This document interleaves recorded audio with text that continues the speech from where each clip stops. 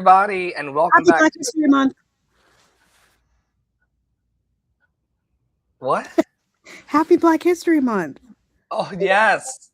Happy Black History Everybody, Month, where's everybody. Deconstruction of Black History Month? Get it together. Anyway, happy Black History Month. It is so funny to me. I feel like every month is Black History Month, which is why it's always alarming when someone says it to me, because I Imagine, am Black History. imagine that. Imagine that. But Yeah, I we do. particularly celebrate in February because that's We what the do. man told us to do.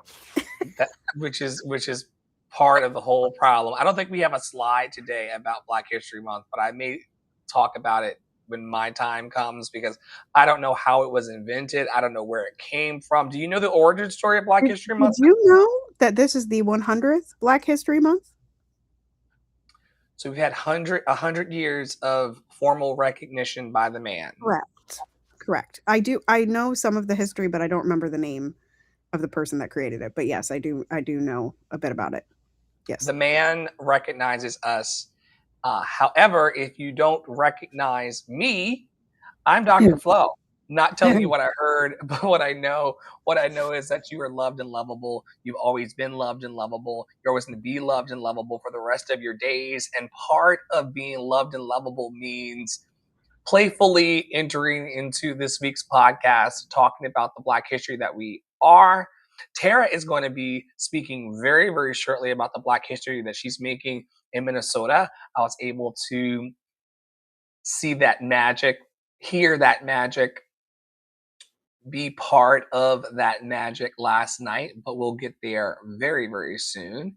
And I'm an online and in real life coach and mentor.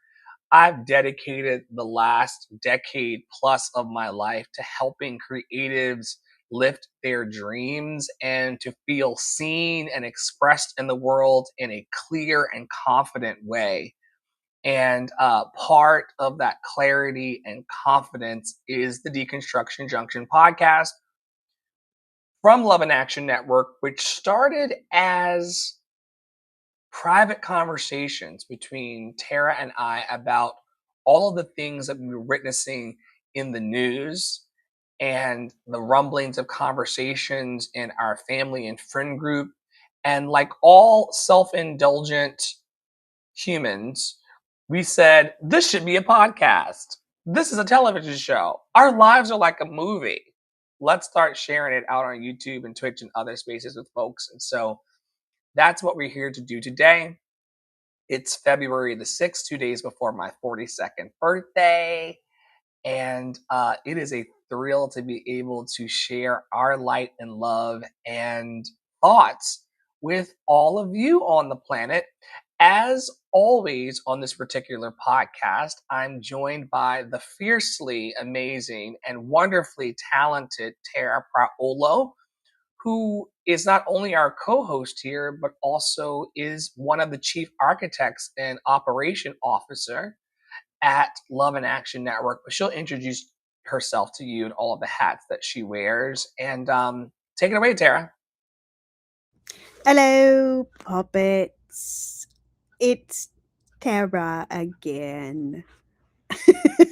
Which I'm giggling at right now because we had a whole discussion the other night at the opera about how I'm named after a freaking plantation, which is a wild experience as a biracial human.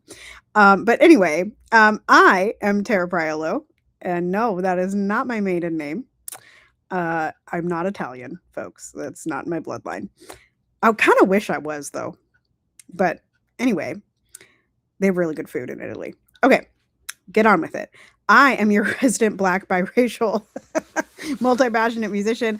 I help you release the entanglements that you've placed upon your voice to make the intangible tangible. Okay, there's that. I am a human. I help other humans. That is what I will say about myself. Um, I do a lot right now. I'm doing a lot of singing. I'm doing a lot of performing. I'm doing a lot of teaching. I'm doing a lot of activist update type things, and building out my business like many of you that are listening. So I hope it is going well for you. And I am finding my stick in the mud and my mission and seeking to embody and walk it alongside of some other super fabulous people in and out of Love and Action Network.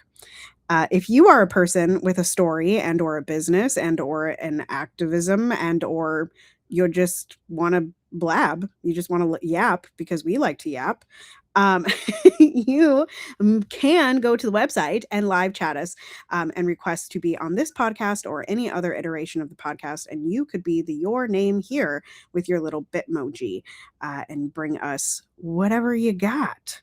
What you got cooking? Hey, hey, good looking. What you got cooking? Y'all know who that's by? Rest in peace. Rest in peace to that man. You know? I don't know if you're talking or not. Okay. Who said that? Hey, hey, good looking. What you got cooking? Poppy would know. Jimmy Buffett. Jimmy Buffett was Oh, on that particular track. I don't think he was the main person on the track, but anyway. That's Jimmy Buffett. Rest in peace, Jimmy Buffett. rest in peace. It makes me want a slice of key lime pie dipped in a shell of chocolate right now. That part. All That right, part. you're up first today. I'll Oh, click on man. through. We got to do this in under an hour today, folks, because the Adopt a Black Artist program from Love and Action Network has been popping. We are servicing quite a few artists right now with my personal goal of 300 this year. I probably should do 365 because that's how many days. And an artist a day on average would be an amazing accomplishment. We are occupying the dreams. And first, though, we're going to talk about the Speaking of idiots, occupying, the idiots who occupy. Yeah. right? How ICE occupies. And if you click forward one more, because the last update I gave you all also had to do with Liam and Liam being taken. Liam is a 5-year-old who was taken to Texas and like literally kidnapped with his father. And they were in the Dilley Detention Center for a bit.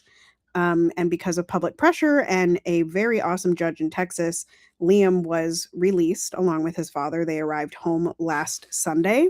However, just yesterday, DHS appealed that ruling, seeking to send Liam and his family back to Dilley Detention Center because they are so angry that a 5-year-old would be released from the horror that is the Dilley Detention Center.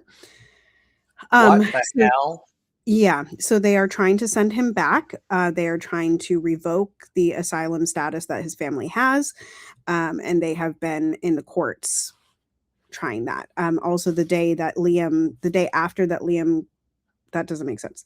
The day after Liam arrived back in Minneapolis, there was a credible threat against the school that Liam attends, and so that school closed. They have been open the rest of the week, but yeah, it's not cool. This little boy in his bunny hat, along with hundreds of other children, only 2 of which I know of have been released. So Liam's been released, and then another little girl who is 11. Her name is Elizabeth, and you can find more about her story on Jana Shortle's Instagram. She's talked a lot about Elizabeth. So those 2 have been released, but there are certainly a ton of others that we also need to focus on and hopefully keep Liam out. And if we go one more slide, I got a couple things to read to you. I'm not going to give you all a full recap. You can go to my Instagram and look at my daily update posts to get really caught up. But this post from Minnesota Jenny, it says, "Sorry, I can't hang out. I have to go walk the perimeter of my child's school to make sure that the federal government doesn't try to come for any of the children or staff." And that's, I think, a pretty encompassing glance at what it's like to live in Minnesota. Like you like have to check the perimeter of every grocery store, every church, every parking lot, every school bus stop, every like it's yeah. And then also this week, Tom Homan, who is known as the border czar, who replaced Greg Bovino, announced that 700 agents are leaving Minnesota means nothing. This was so they said 700 agents are leaving, and this is Doc Amber Alton um, responding to this. So Tom Homan announcing that 700 agents are leaving Minnesota means nothing. It's all PR. They drew guns on people yesterday. They're deploying chemical irritants this morning and don't believe anything those people say. So essentially, yes, there are 700 agents leaving. I think I saw today. However, there are still 2,300 ICE agents here in Minnesota, which is still the largest deployment of ICE agents in a state that doesn't have a large population of either immigrants or undocumented immigrants. Not that it matters, but ICE has also changed tactics and has used plainclothes a lot more. They are purposefully infiltrating the protests and arresting protesters. They surrounded a car on Tuesday with guns drawn. They tried to enter a school bus that just happened to be in the wrong spot because school buses cannot back up like that on a public street. So they've been doing some pretty horrible things. So while no one has been shot and killed this week, I don't think that that is outside of the realm of what could happen. There's been plenty of tear gas, plenty of other chemical irritants. I saw today that a woman in LA was shot in the stomach with a rubber bullet. She's pregnant. Um, by ICE. And so like just like yes, Minnesota is very occupied. Yes, we are focusing on Minnesota. However, this is also happening still in Chicago, LA, Arizona. Obviously, like I said, most of the people that are detained here are sent to Texas without due process. Like they're literally abducted and put on a plane to Texas, like before their lawyers can even get to them. So that's the backdrop of all of this. So that's my ice update. I don't like it, which is the reason why we speak up and out about this and put our names and our businesses and our reputations on the line for this. I don't like that the evildoers and the domestic terrorists are making people feel unsafe in their schools and their homes and in the supermarkets. There are people in Tara's environment and also here locally in Savannah who are afraid to go shop for food Yep. because they're afraid of being taken. People have been taken from the apartment complex that I currently live in. And what's even nuts is that I heard this speak in my ear hustling over on Clubhouse that there is a huge contingency. I'm not sure if you knew about this. There's a huge contingency of of Afro-Indigenous Black ass people who believe that this is okay because they are saying that we were the lead minority first. And so the Latino immigrants are taking our place. If anyone should get the benefit of social services and having a place to live and places to go shop for food, it should be us first. That the civil rights movement and the laws that came after took away our first rights of refusal to the resources. I'm trying to figure out how that squares with the fact that we have enough for everybody Right. and we're I'm also trying to saying, figure out how that squares with the fact that like the it's not like liberation is not black people taking over the current government or black people taking over social services or black people leading. Liberation is abolishing the entire fucking system that makes us all sit here and have these conversations over and over and over again and determining who gets humanity and who doesn't get humanity. Because that's what you're doing. Like black people out there, Afro-Indigenous people that are talking like that, like y'all are like you're employing the same thing that got us here in the first place, right? um and as we've said a million times, like you're employing the masses tools, and that's not going to end in your liberation, girl. And I would also push back and say that like in Minnesota, the actual reason that ICE infiltrated here and Donald Trump went after this state is because of Somali people who are blackety ass people. Okay? So, like, it doesn't actually, like, yes, brown people, Latino people are also being taken, but the Somali people are the reason that we were targeted because of this fake fraud case, the 2025-2026 fake fraud case, which actually was solved back in 2023. So, like, this whole thing is actually still targeting blackety black ass people, you know? So Yeah, I just that's pulled a Google search of what Somali people look like, and I could be Somali. right. Right. So it's only creating more pressure on the community that wants to be the first minority. That doesn't get us anywhere. Does not get us anywhere because, again, it's believing in a hierarchy, and as long as we believe in a supremacist culture, we're never going to get free, you know? Tit for tat to death. Right. Exactly. Whew. A mess. Pressing forward, I just want to give you all some updates on the stability of what we're working on here in Love and Action Network and Love City Arts Performance and Confidence Academy and the Adopt a Black Artist Program and beyond. I want to tell you that we are jumping hurdles like Olympic runners. Wrong sport.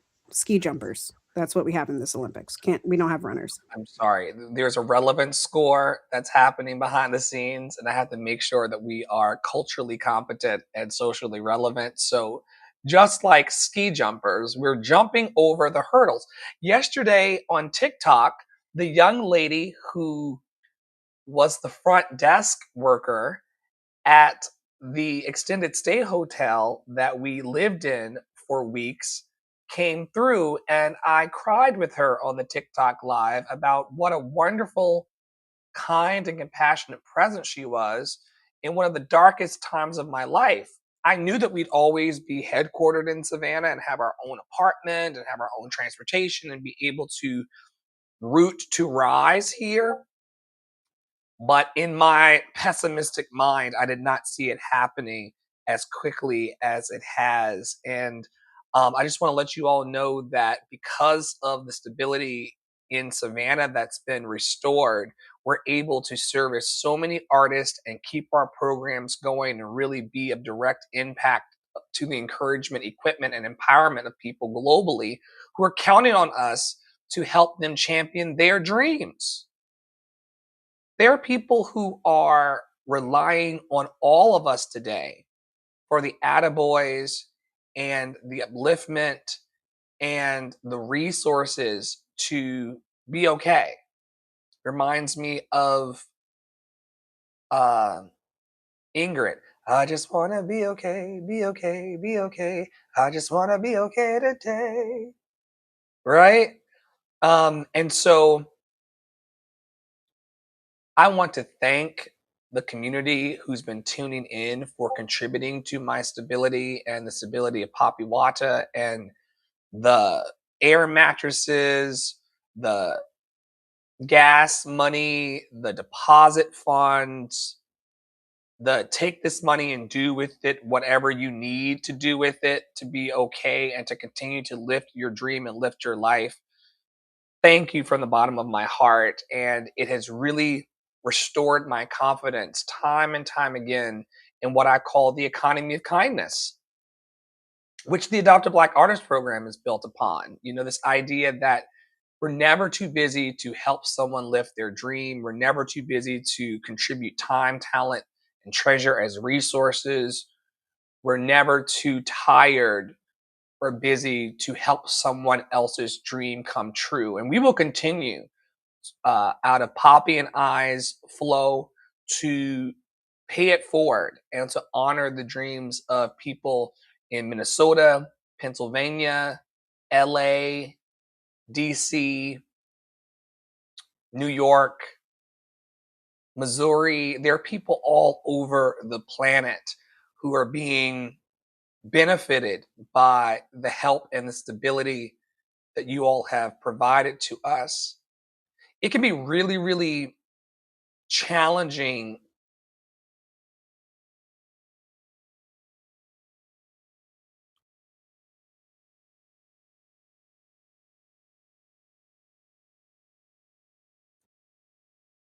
It can be really challenging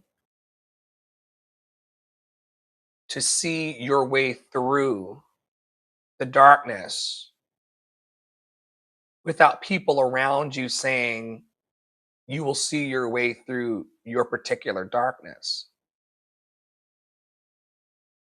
If you got that stinking thinking thing going on, or if you're like me and you're prone to overthinking and toxic rumination, toxic What a rumination. term. Did that nail it or not? Yeah, I think so. Yeah. If you're like me and you're prone to toxic rumination, uh, based on survival instincts and needs, it can be very hard to find the stability in your flow if not for people around you saying, we've all had challenging moments, we've all had periods of darkness, we shall overcome. We Happy shall Black overcome. History Month. Yes, happy Black History Month. We shall overcome today and someday to come as well. If you're interested in continuing to help me build what I am building and seeing things through as we build these programs and shows and continue to do what I thought was impossible, but it's not. It's just challenging as life is. If you want to continue to pour back into the world through a program like this and through a heart like mine, Fuel for Flow is available, and we are graciously accepting time, talent, and treasure in all the ways that we can to build and manifest this dream. We are worthy of our dreams, and we're starting to act like it. Yes, we are. We're starting to act like it. And speaking of acting like it, I we have got an compliments on my actress. facial expressions last night. Say it again. I got compliments on my facial expressions last night. You are a very expressive and captivating and compelling presence on the stage. Yeah. Yeah, that's what the people said. I saw somebody that I haven't seen in, like, probably, like, close to 10 years, that came to the show last night. Shout out to Rob Banks. I love you. I'm so happy I got to see you. Um, it's great. Um, anyway, y'all, so, there's a world premiere opera happening in Minnesota right now. It is called My Name is Florence. It is Happy Black History Month, okay? It is a Black woman composer. It is a Black man librettist. It is a blackity black ass cast. It is, about a Black woman, okay? It listen, it's Black, okay? It's got Black themes. Flo was shouting out the spirituals last night. He's wade in the water. Wade in the water. Yes, amen. Yes. Uh we going to church, okay? We going to church, we going to the party, we going to the dinner, we it's very Black. It's a very Black show. Like there's no hiding that it's a very Black show. So this, for those of you that are on a visual platform, this is from one of the review articles that I put up here. So we've got like a piece of the poster, and then we've got an almost full house. Last night was actually fuller than opening night. There were people that had been there before. There was a fabulous panel talk, which I'll be talking about on my Instagram. Somebody, after seeing the show, had asked about the context, like, and the content of the piece, which there's a large part about passing, right? The and that's like my part, and it was just such an interesting conversation. um I learned things about the leads that I had no idea, and just that kind of conversation about the generational trauma, as we were talking about earlier, of how we pass that down and how we choose to pass that down. And there's so many moms in this show, like Flora, who plays Florence B. Price, is a mom to like a little I think that kid is like 15 months old. Deb is a mom to a 13-month-old. I am a mom to a 21-month-old, and I'm pregnant again. Lisa is a mom. She's the head of the chorus essentially, and then the chorus master, who's not black but is also a mom of a 20-month-old. So like everybody's got a baby. you know, and that's a very important theme in the show, is this motherhood and how we pass down the things. And one of the last lines is, men give their name to their sons all the time. Why shouldn't we? Why shouldn't I? Why shouldn't mothers? Right? And it's a really stunning piece that is lighthearted and singable, but has all of these like very deep held traumas of the black community and of black women inside of classical music and black people inside of classical music. It's been, I can't believe we're halfway over. I can't believe you're going. I can't believe he's gone. I Family can't is family believe. must die. This is Goodbye. So I have that. The next slide, I don't remember what's on the next slide. Oh, pictures of me.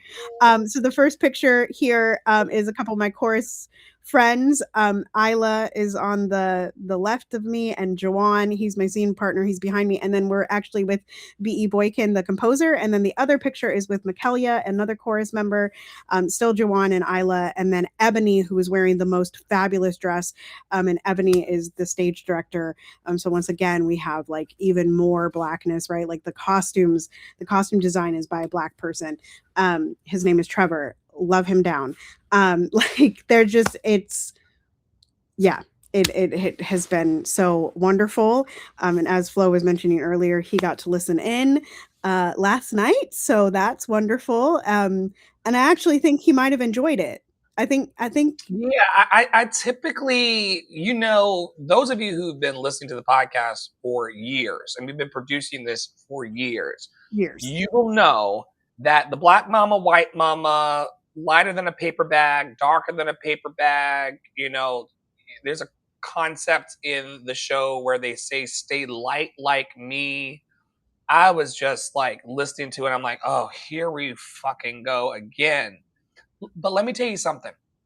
Talked to Poppy about it as it was going on. He was like, these pieces are culturally significant because they remind us of what we had to come through and the bullshit we had to entertain and endure in order to be who we are today. And what made me get over myself and my quips with the black mama, white mama programming was how excellently executed this show is. The orchestrations are fantastic. The lyrics are amazing. The interweaving of black spirituals into the contemporary musical context of the opera and the power of the words and the lyrics and the storytelling, chef's kiss. It is so powerful. The one thing that can make me go gaga for a piece is when it is properly executed and excellently executed. And this is one that you can be very proud of having participated in, Braolo, because it's just top notch. And not only is it top notch, it is really accessible to audiences and also performers. You should also know that the same author is working on a African traditional religion piece all around. Which deity is it? I don't remember, but we said that Poppy would like it. I can't remember who it is, but that's at Maryland Opera, y'all. And I just hope that this opera that we're premiering gets picked up. We were talking last night with one of the VPs of Menop, and we were like, this should be like a season 1, season 2 thing. Like we should do like Florence Price this year, Margaret Bonds next year. Like we should just keep adding black composers. I'm going to BE's That Instagram. one's going to be about Oshun. You found it, yeah. So yeah, it's all about like the God of love saving the world. So the reason why I bring this up while kind of cross pollinating the promo is because this person is doing black themes in a really remarkable and compelling and contemporary way. We're tired of seeing, you know, shout out to those who are doing ragtime and all of these things that Well, have been even done like before. Porgy and Bess, right? Like it's a trauma porn story of black people, you know, and it's like black people are more than trauma. We're much more than trauma. And and I think one of the things that BE said at the panel discussion on Saturday, that I told Flo about because it really resonated with me. Again, there's such a theme to like being in a black cast performing an opera by a black composer with black libretto, with black people up and down the program, right? Um, is that everyone has this similar story of like, particularly in classical music, not seeing faces like ours on anything, right? Like, and one of the things that BE said, and this is why I think her compositions in particular are so magical to me because she's got solo rep, she's got choral rep, she's doing opera now. Like she's a composition pianist, but she or a classical pianist, but she never took a composition class, y'all. Like, and she said that the only reason she started composing was because someone told her that she couldn't. And when she said that, it just jogged me back to 20 years ago when someone asked me, you know, like, well, when someone told me, like, you're never going to make it in the classical music world. And look at me now. Like, you know, like I'm one of the few that absolutely does survive on performing and teaching and living in this classical world as a biracial person, unafraid to be radical, unafraid to be in front of you and say, actually, yes, I can. Hashtag Obama. You know, actually, yes, we can. And so like, I really, yeah, again, like that, yes, the passing conversation and the colorism conversation is so annoying. But one of the things that I was talking about with a couple of the girls last night was like, we don't actually get to have this conversation in front of a diverse crowd ever.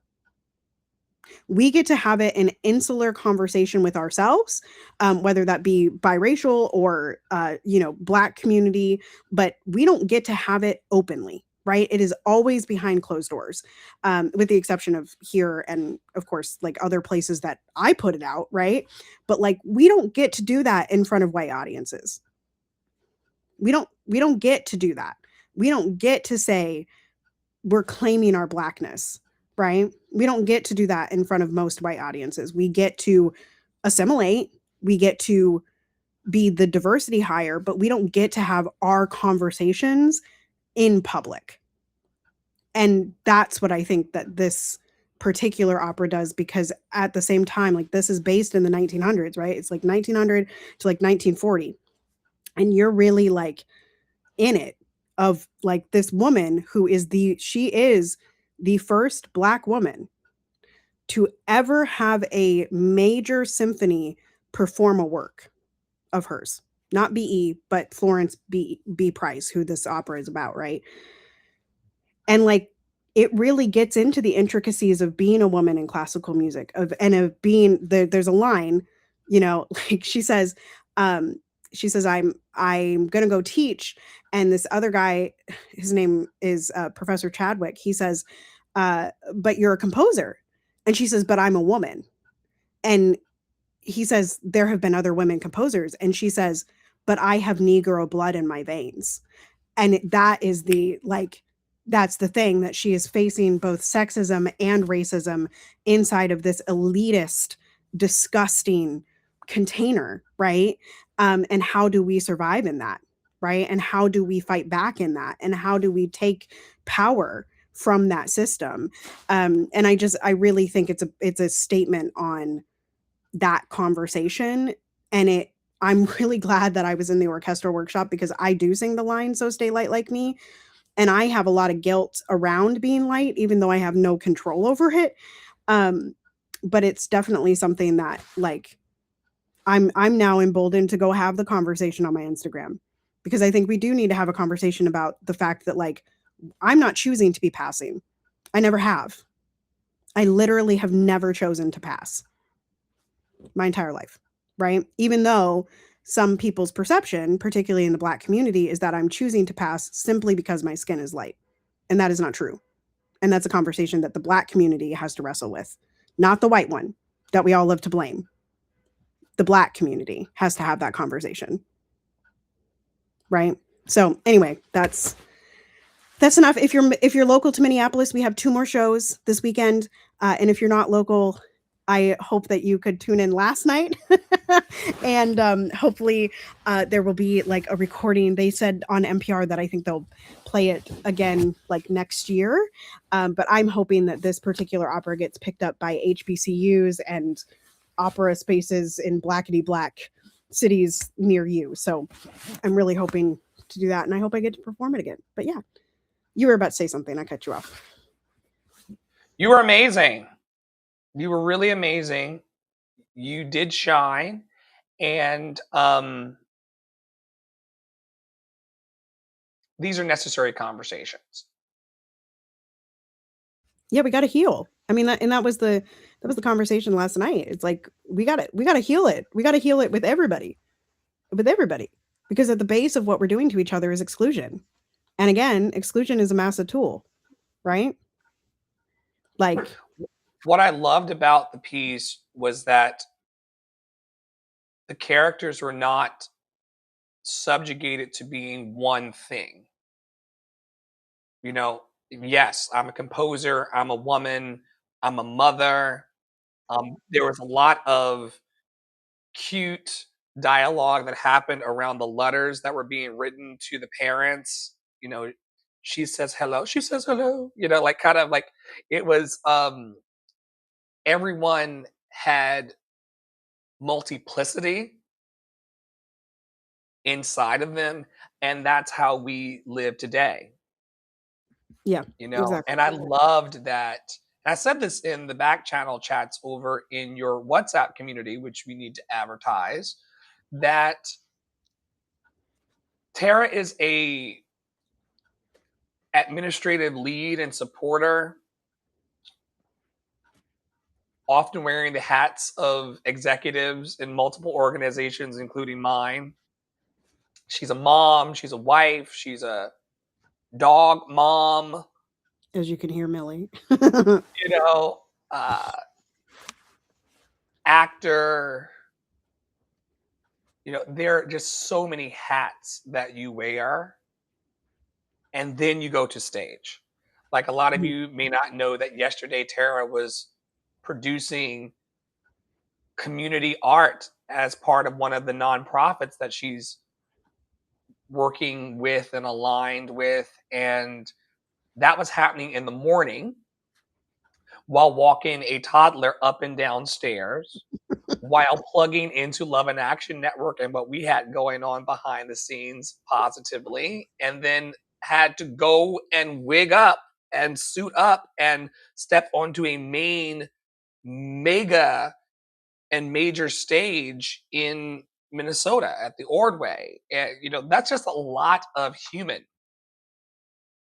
and a lot of humaning happening. So, hats off to the legacy of Florence B. Price, and also how you resemble what she was doing and who she was in your present. And this is your legacy, something to leave behind for Piper, saying that women like me do all the things.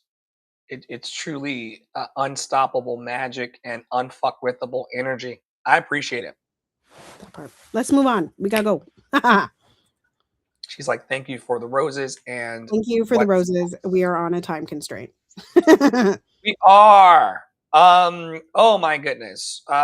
Blue Centric says, I'm sincerely surprised that people are surprised by that Trump repost. Have you seen, you spoke about Obama earlier. Have you seen the post?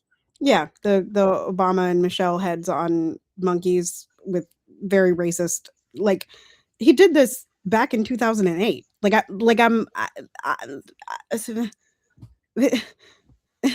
I saw a post yesterday that was like Donald Trump was racist in 1978.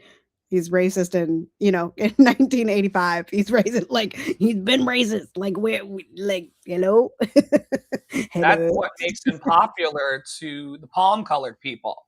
Right. It's this made me think about watermelon people, which we talked about on the podcast before. I saw it and I see and instantly recognize the lunacy, delusion, and mental illness of a whole subsection of the population. I'm not offended by it. I'm not angered by it. It did nothing to my systolic and diastolic pressure. When Right. people show you who they are, Believe them and let it be. Like no one is going to make Donald Trump not racist. He's an 80-year-old man. Like, he's going to be racist until the day he dies. So like this, like don't give him the fight. Don't like as much as I'm mad at Tim Walz and people for being like be peaceful in the streets because I'm like we're not going to be peaceful when people are shooting us with rubber bullets. That's crazy. But also like don't bring a fight to somebody that it's a complete waste of time, right? Like don't give them the energy. And Fiona Flight has been talking about this on her lives the last few days of like the fact that these kind of rich powerful people are essentially like fear leeches, like they are feeding on the fear and the anger and the winding up of the population, essentially. And that's like by winding up, and I said this in my morning yap this morning that I haven't posted yet, but like the anger can be the thing that gets you activated, but it cannot be the thing that sustains you because they will feed off of that. Like they will get emboldened by your anger. It's just like a bully, it's right? aura farming. Aura farming. Right. How do you destroy a bully? You just stop reacting. You ignore the fuck out of them, and they will Right. kick you out of their house, even. Right. Right. Exactly. Exactly. Case in point, 2 months ago, right? Like, but that is the thing. Like, that is what you have to do with a person like Trump. And that's why I've continuously said on this show, like, we have to stop talking about Trump. We, as progressive left, black, brown, purple, green, blue people, have to stop concentrating so much and giving so much of our vitriol to Donald Trump because he's only one part of the problem, right? Or he's a symptom of the problem, and we're still, none of us or hardly any of us are focusing on the actual problem, which is supremacy culture in general, not white supremacy, but this idea that people are above another person. That's not true. We are literally all people. It's not Literally. true, and we all of us Yes. share DNA with our ape ancestors. Right. So um to make it only a black person thing Yes. shows your lack of intelligence and how stupid you motherfuckers really are. Right. Right. Like, if you took DNA samples from all of us, you would see commonality with the apes. Right. Yet the people in that camp also believe that snakes in gardens talk to humans. And that some humans regenerate. Like a lizard. Like y'all have seen that episode of this X-Files, right? Because I have. Just saying. That's what QAnon people believe in. Okay. I'm gonna let you kick off the Epstein files while I go and water the flowers. Go for it. Great. So y'all know who Epstein is. I'm really not gonna dive super deep into this other than to say there has been another tranche of files released I don't remember how many it was, but it was last weekend, last Friday, I think it was. And of course, people have been, scouring them. They've counted how many times Trump's name appears, like, and all the people that you think are in the files are in the files. Like, and that's why I there are two sentiments that I have really, like, the reason that I have been relatively quiet about the files this whole time is, one, we know it's not going to make a difference because we already knew that Donald Trump is a rapist. Like, that's already been proven in a court of law, and he was still elected, right? And Kavanaugh was still put on the Supreme Court, and Clarence Thomas was still put on the Supreme Court, and Bill Clinton was not impeached. And like, these things have existed for hundreds of years, of rich, powerful, white land owning men getting away with disgusting things. It stems back to slavery and beforehand. How do you control a population? You harm the children and the women, right? Which, again, this leads us right back to supremacy culture that we don't need to utilize. So I have just struggled with the fact that, like, it seems that there is a certain population of people that really thinks that the Epstein files are going to be like the end of Trump, or like the end of Elon, or the end of, like, this rich, powerful class. And like, we know, like Bill Cosby, I think he's out of jail. Like, sure, Johnny Depp lost his job for a while, but he's back, right?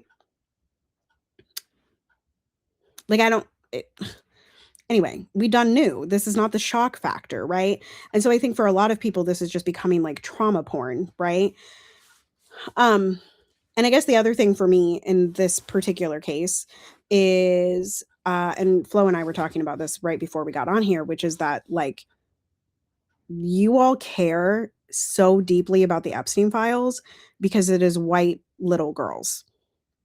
And I want to be very clear about that you all care about it because it is white little girls. It is getting more attention because it is white little girls, when literally outside of my door, brown Liam is getting taken. Brown Liam is being taken, and black girls are being trafficked in and out of DC at And have been, staggering.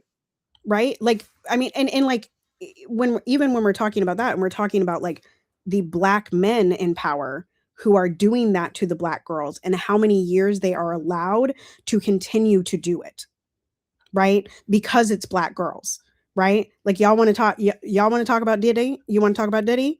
You want to talk about what's his name? R. Kelly?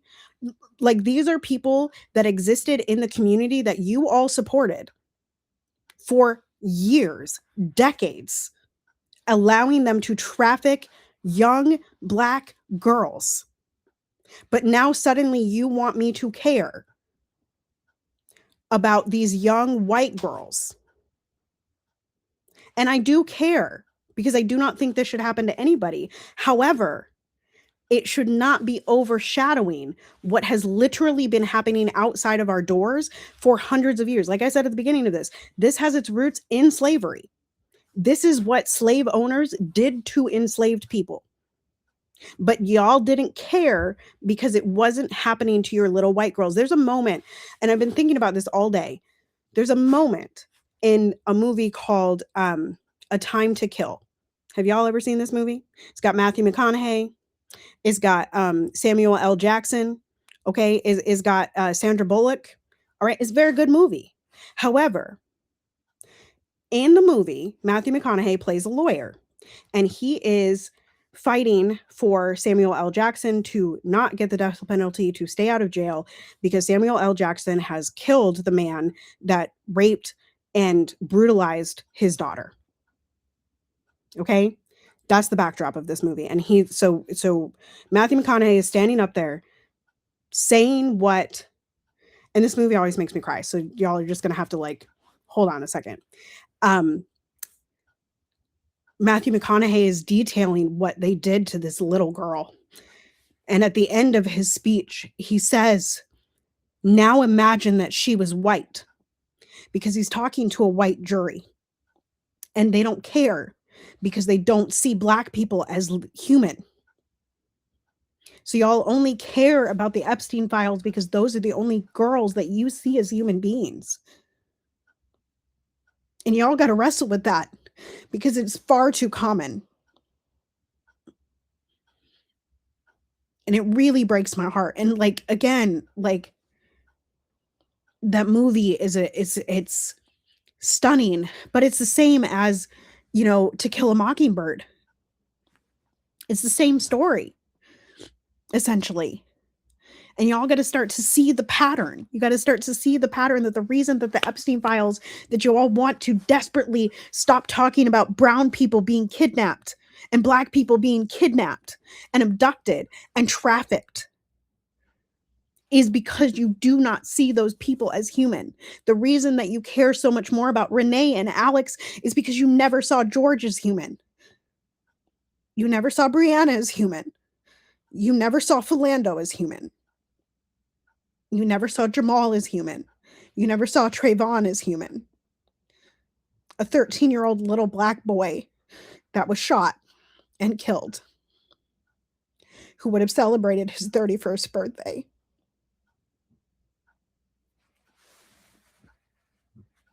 And even if they do see them as human, they don't see them as humans who are worthy of dignity, respect, and life. It's a devaluing, a devaluation of people who feel and breathe.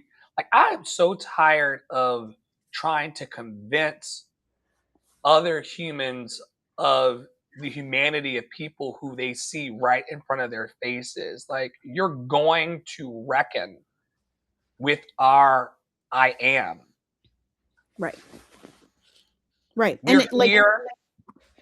even on a smaller level, like, one of the reviews in the freaking Star Tribune was like, it was so bland, and it was like basically accusing this show of being bland.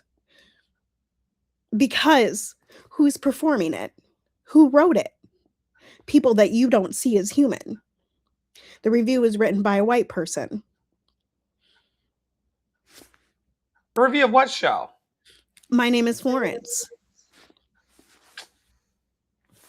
I'm gonna be very clear. They are not taste makers of shit. They would not know great art and seasoned food if it were right in their faces and in their mouths. They are not holy because no one's a monolith, but as a collective, they are a jealous, envious. Don't think it's lost on me that the link to listen to the live feed of the show was buried in social media and in all kinds of links. Like, Tara, the show had already started, and Tara was feverishly trying to get the links out for us to have access to listen to the show because of the way the competitive vibes of that culture of palm-colored people is set up. We see you, Right. and we're operating around you. If you left us alone, hashtag Black Wall Street, and allowed us. So one of the Adopted Black Artists Program participants this week was talking about it. We have our own doctors. We have our own lawyers. We have our own chefs. We have our own teachers. We have our own husbands coming through. Shout out to Poppy Water. We have our own network of support and credibility. We need you to get out of the way and to let us thrive and flourish. And we're going to do it. We're going to do it. But the Epstein files, that ain't got nothing to do with how we are being asked to devalue ourselves casually daily. And that's what this podcast of resistance is about. That's what the affirmations and action is about. It's about us saying, you don't get to run the plays on our games. It's our shit. Yeah. It's our shit. The president might have dementia, but he hasn't forgotten that he doesn't like Black people. Def Not Ant says. Mayor Mamdani says it was intentional. Uh-oh, what you talking about, Mom Donnie? Right. I just lost the whole You did. thread. Well, we can go and find one of the Mayor Mom cutest Donnie. mayors in the city. It was intentional. What you talking about, Willis? No one is surprised though, unfortunately. He must be talking about the Trump video. Must be. Someone says, "Help us, Obi-Wan Mandani. You're our only hope." Someone says, "Poor Jack, poor JC, Porjaec says he thinks racism will save him from the Epstein files." It's crazy that they really traffic in racist attention. Mm-hmm. Liz Dennery says Michelle Obama went to Princeton and Harvard. Donald Trump went to Epstein Island. Did you see the video? Speaking of Epstein, and because this is all Epstein, did you see the video of the dude who was like, actually, there's a whole bunch of victims in Hollywood, like Macaulay Culkin, who always said that Michael Jackson was innocent, and they think that, like, looking back on it, they think that blaming Michael Jackson for his Neverland thing was just a distraction from Epstein Island because they cannot help but demonize black men. I would agree. Michael Jackson, which we do not have enough time to talk about today. We do not have the time, child. Michael Jackson was a very controversial celebrity and figurine in the American culture machine. One thing he told us in multiple different ways, and one song prominently, was they don't really care about us. Mm-hmm. He was a political and social activist in a time when people were not saying anything about the plight of working class poor people. Like, he got it. He bought his masters, he bought the Beatles masters. Like, he was doing a lot of things to disrupt institutional power. Mm-hmm. And that's why they tried to culturally assassinate him. They tried, Joe. Yeah. Yeah. I just saw that video this morning and I was like, oh my God, actually though. Like, I never thought them. I mean, there's like, this is the thing. Again, like, I feel like you look at people and you like, or like you experience them and you like know. Like, I've told Flo tons of times. He asks me, I think it was you that asked me about the House of Cards show. Like, did you ever see House of Cards? Or somebody asked me that. And I was like, no, I could never watch it because Kevin Spacey freaked me out. I've never watched a show with Kevin Spacey because I knew that he was a horrible human. Right? Like, I never watched whatever Donald Trump was on because I know that he's a horrible human. Like, we know that these people are horrible humans. I did not get that vibe from Billie Jean is not my lover. I never got that from him. Okay? Like, there's a vibe, there's an energy, there's an aura. It's not him. Like, my God. And the whole institutional structure, including Oprah and entertainment circles, and everyone was out to make him look wild. Well, as long as Meanwhile, somebody else takes the fall and not them. Like that. right, And this yeah, again, Harvey, this is she's cozying up with Harvey Weinstein and all of right, them. right, right. And Yeah. it's all based You again, also know, right? Huh? keep going, complete your thought. I was going to say a little trivia thing. Oh, I was just gonna say that it all leads right back to, again, us addressing the symptoms of what is actually the problem, which is the hierarchy supremacist culture that has been cultivated for the last 1,000 years on this planet. Right? Like, that truly all of this stems from exactly the same place. When you see black people throwing other black people under the bus, it is because of supremacy culture. It's because someone like, right, like straight black people churchy black people throwing gay black people under the bus or trans black people under the bus and saying like you can go after them but don't come after me, that is because of supremacy culture. That's it. That's it. And the sooner that we recognize that, the sooner that we have that conversation, the sooner that we will actually take steps towards liberation where everybody is free and everybody can get left the fuck alone. You know? I Did just you know that they have entombed and encased his casket in a block of concrete to keep people from taking his body? that doesn't shock me. They should have done that with Jesus. At least we would know where the fuck he is. Right. Y'all ever seen the Da Vinci Code? Y'all ever read the Da Vinci Code? Okay? Where's the body? I'm just saying. How come we don't know where Jesus is? Okay? He is. You don't know that he ascended to the right hand of the N- Father I know that he was crucified, died, and and he rose again. descended into hell.